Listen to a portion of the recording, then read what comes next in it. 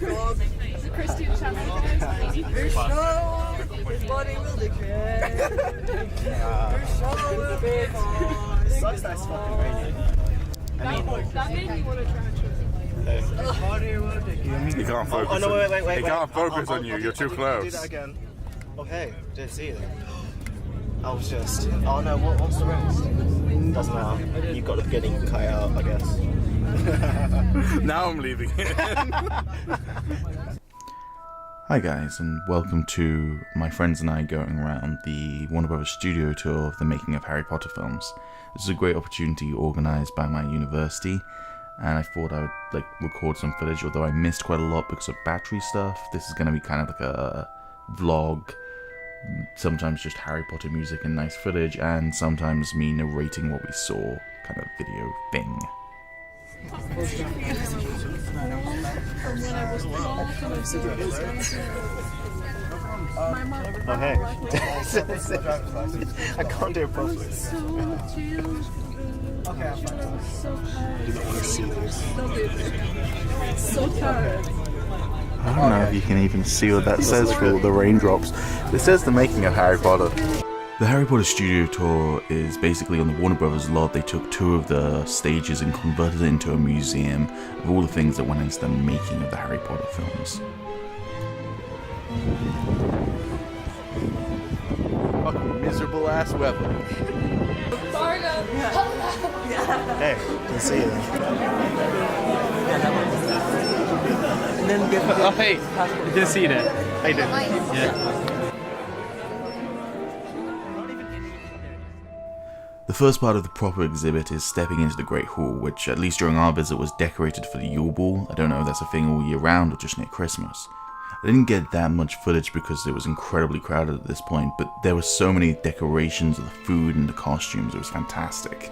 One of the things I loved was seeing little things that didn't really feature prominently in the films but just added to the texture of the world, such as the point system for the houses, which is featured in the books but was never really prominently seen in the films.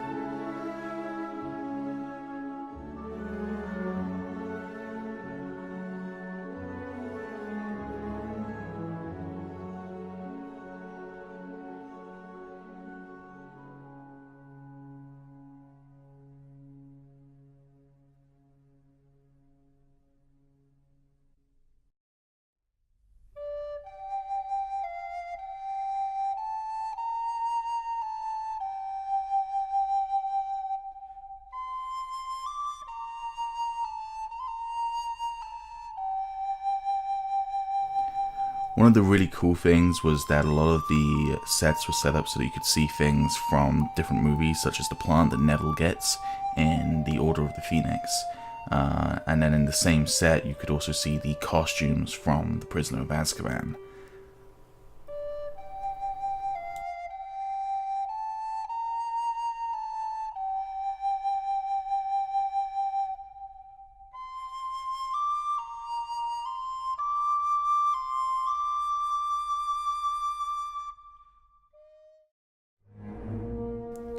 So one of the fairly new parts of the tour was the Forbidden Forest section. This is not actually a set from the film, but rather a recreation of what the sets looked like. So the same process is done by the same people, but not actually physically what it was during the filming. But still, a really cool experience. They had these animatronic spiders coming down and thunder and lightning playing through the whole thing.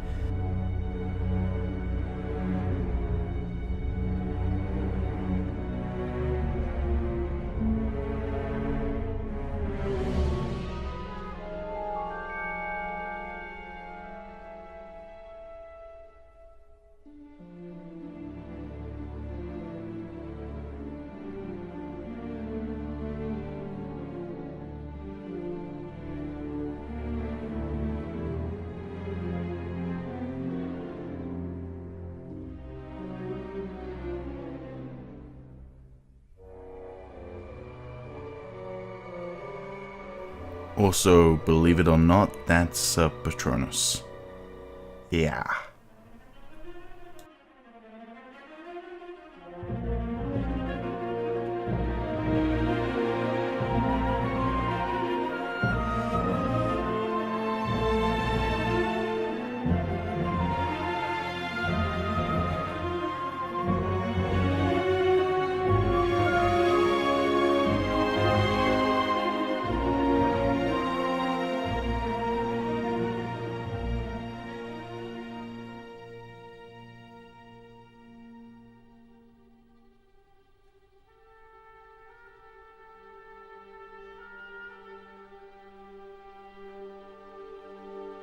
Once you boarded the Hogwarts Express, you made your way down a thin corridor where you could view Harry, Ron and Hermione's carriage from each of the films, decorated to look like it did in each film with props and bits of costume. In fact, you made your way through each of the films until eventually you made it to the 7th carriage, which no longer had any decorations from Harry, Ron and Hermione, although it did have some decorations, I'm guessing, from Neville and Ginny. You briefly see them on their way to Hogwarts, and then the 8th one was completely empty, which was kind of bittersweet. After you leave platform 9 3/4, you get to the cafe where you can buy food and butterbeer. Tastes different to how I expected, by the way. And then I kind of forgot to film for a bit, but you get to see the Night Bus, number 4 Privet Drive, Godric's Hollow, and one of the bridges from the Hogwarts campus.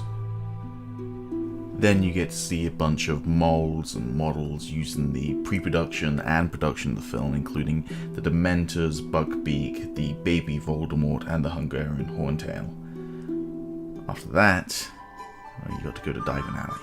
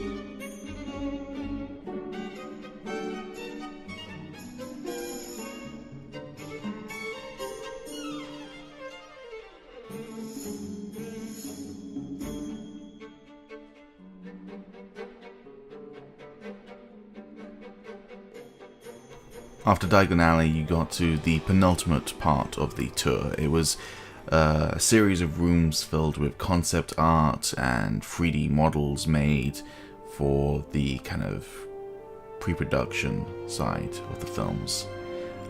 Also, as you entered, there was a narration by Emma Watson that said that the final room was something truly special. And, well, she wasn't kidding.